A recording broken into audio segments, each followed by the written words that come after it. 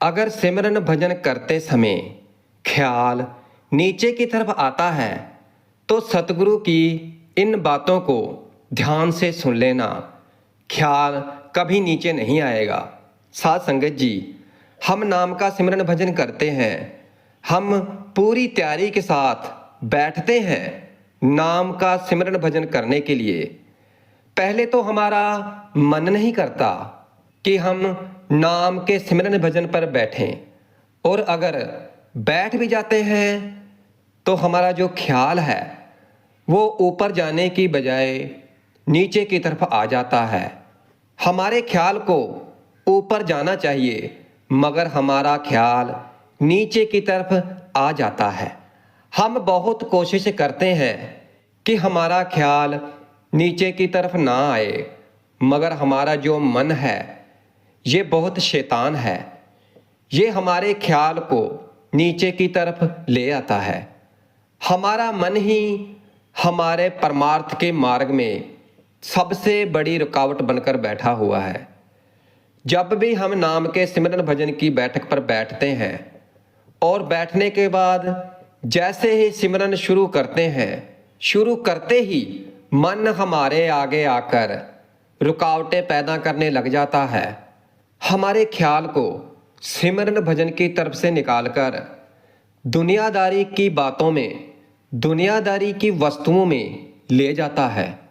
हमारा ख्याल हमें टिकने ही नहीं देता है और फिर हम सिमरन भजन कर रहे होते हैं मगर हमारा ख्याल तो कहीं ना कहीं चला जाता है। तो भाई, ऐसा करने से यानी इस तरह से सिमरन करने से हमें क्या कोई लाभ मिलेगा? क्या हम परमार्थ के मार्ग पर तरक्की कर पाएंगे? तो नहीं भाई, नहीं। और ये सवाल सभी सत्संगी भाई बहनों के हैं कि जब भी हम सिमरन की बैठक पर बैठते हैं, पूरी तैयारी के साथ बैठते हैं, पूरे उत्साह के साथ बैठते हैं, मगर जब बैठ जाते हैं और नाम का सिमरन शुरू करते हैं तो मन हमारे आगे और ही चीज़ें लाकर रख देता है। हमारे ख्याल को कहीं ना कहीं ले जाता है और हम तरक्की नहीं कर पाते हैं। हम वहीं पर खड़े हैं जहां पहले खड़े थे। नामदान मिलने से पहले जहां खड़े थे तो आज भी हम वहीं पर खड़े हैं। हमारे अंदर कोई बदलाव नहीं हुआ है। तो हम क्या करें? तो हम उनसे कहना चाहते हैं कि इस तरह से तो हमारा कुछ बनने वाला नहीं है। अगर हम चाहते हैं कि हमारा कुछ बन जाए, हमें परमार्थ के मार्ग पर तरक्की मिल जाए, तो फिर हमें अपने सतगुरु की बताई गई इन बातों की तरफ ध्यान करना चाहिए। तो आइए हम आपको समझाने की कोशिश करते हैं। तो सुने। सबसे पहले जब हम नाम का सिमरन करते हैं तो हमारा जो ख्याल है जो इधर उधर जाता है तो उसे ऊपर से निकालकर अपने सतगुरु के स्वरूप की तरफ लगाओ। आप सिमरन करते रहो और अपने अंदर अपने सतगुरु का ध्यान बनाए रखो। जब भी ध्यान भटकने लगे, इधर उधर दौड़ने लगे, तो फिर अपने प्यारे सतगुरु के स्वरूप की तरफ लेकर आओ। और फिर जब आप बार बार ऐसा करते हैं तो फिर हमारा जो ध्यान है, हमारा जो ख्याल है वो बाहर की तरफ नहीं जाता है। हमारा ख्याल फिर सतगुरु के स्वरूप पर ही टिका रहता है। मगर आप जबरदस्ती भी ना करें। हमें जबरदस्ती नहीं करनी है। हमें अपने मन को समझाना है और प्रेम प्यार से समझाना है।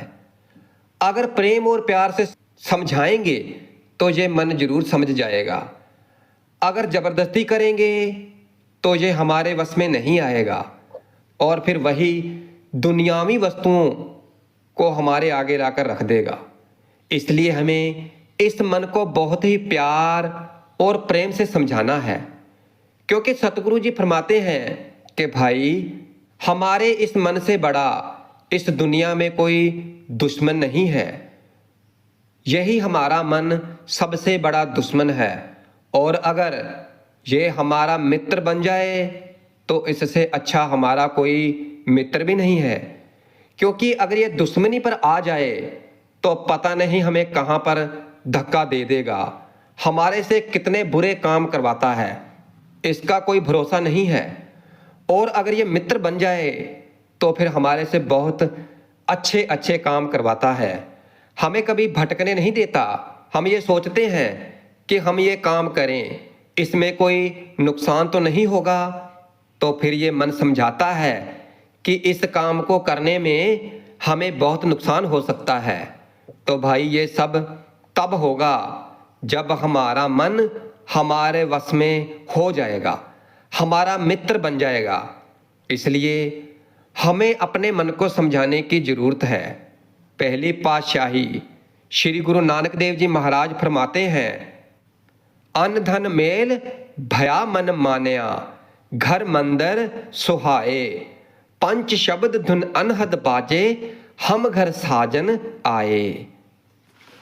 पहली पातशाही जी फरमा रहे हैं कि शब्द की सहज धुन हमारे इस शरीर के अंदर प्रकट होती है जब हमारा परमात्मा से मिलाप होता है, और जब हमारा मन वश में आ जाता है तो ऐसा काया रूपी घर जो मंदिर है, जो हमारा शरीर है, तब सुहा पाता है। पंच शब्द धुन बाजे, इस काया रूपी जाने हमारे इस शरीर मंदिर के अंदर 5 तरह के शब्द धुने अनहद बाजे के रूप में बजती रहती हैं। लेकिन ये होता कब है?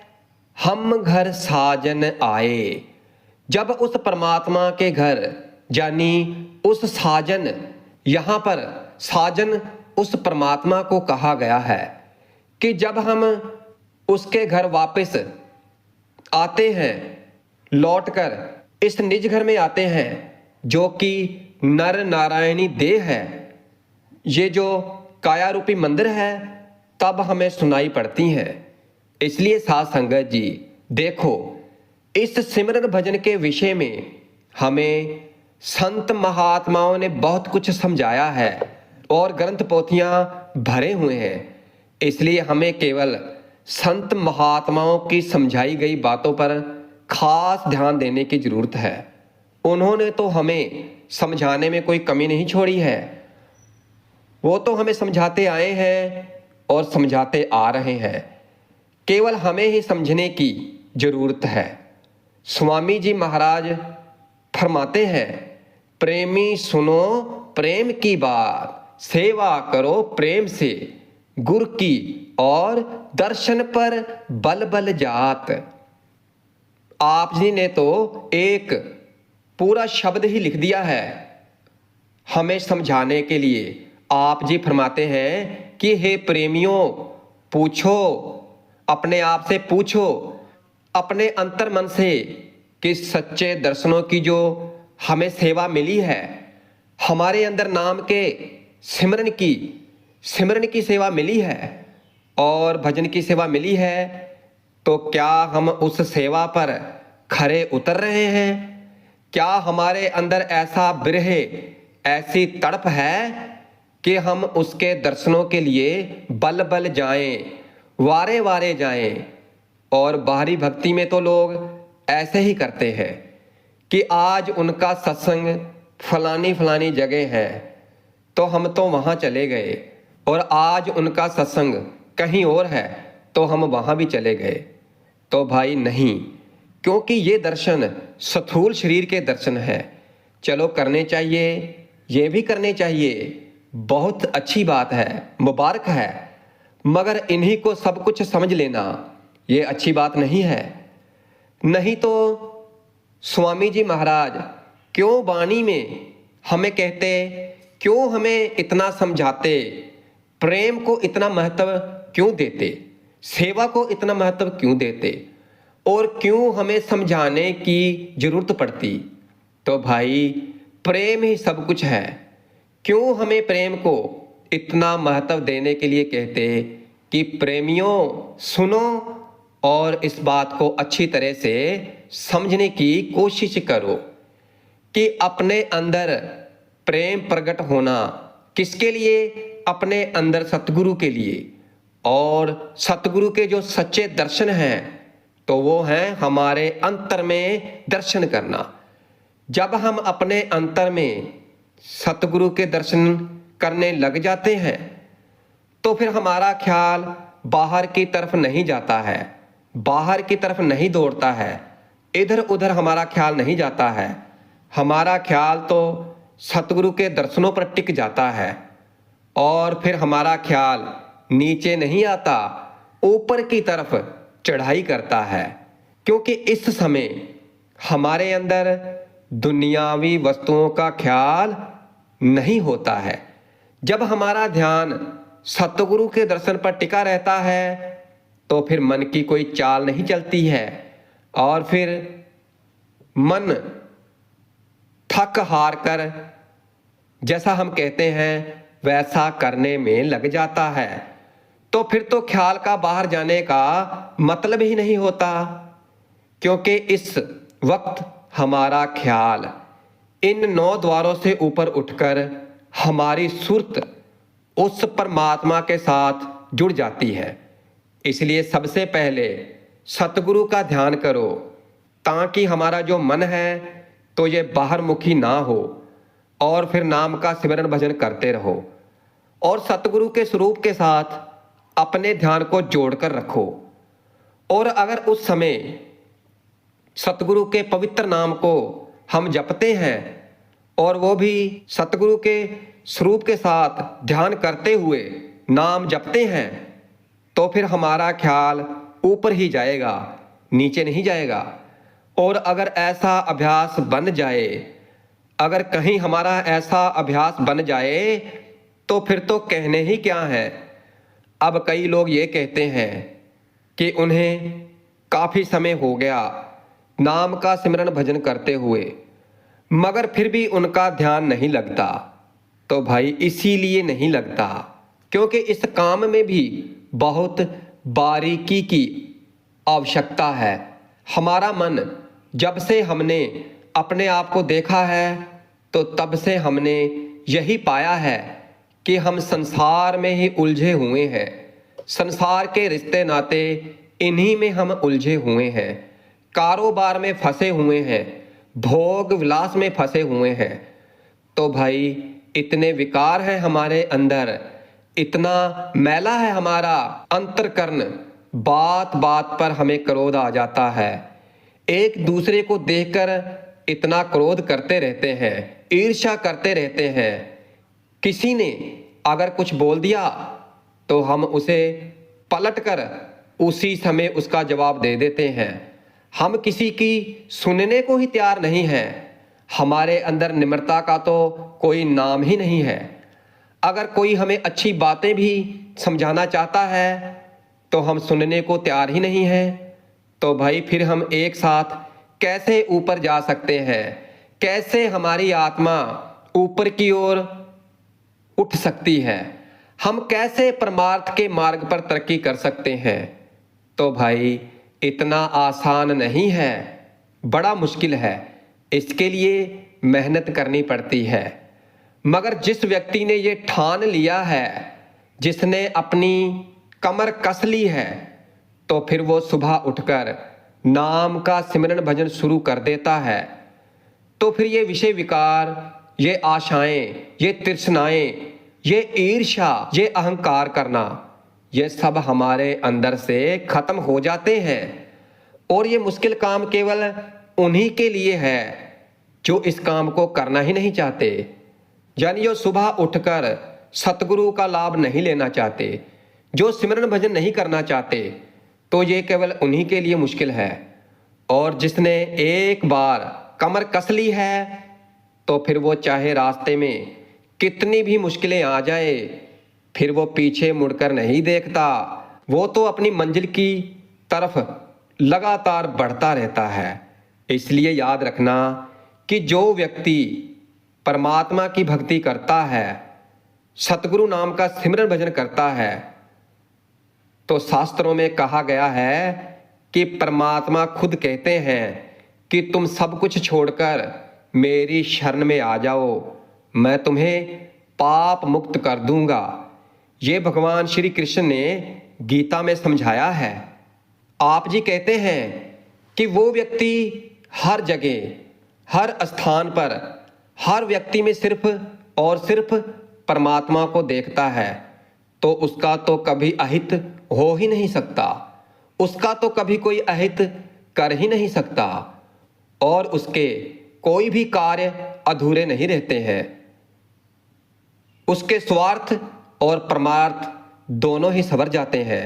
जो व्यक्ति हर जगह, हर तरफ, हर जीव आत्मा में केवल और केवल परमात्मा को देखता है, तो परमात्मा उस व्यक्ति की कभी दुर्गति नहीं होने देते हैं।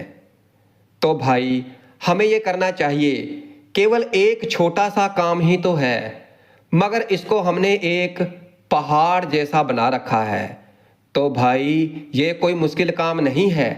एक बार कोशिश तो करो। सुबह सुबह अमृत वेले में उठ जाओ और नाम का सिमरन भजन करो। कहीं जाने की जरूरत नहीं है। अपने घर में ही रहकर, अपने परिवार में रहकर, अपने काम धंधे करते हुए भी हम ये कार्य कर सकते हैं।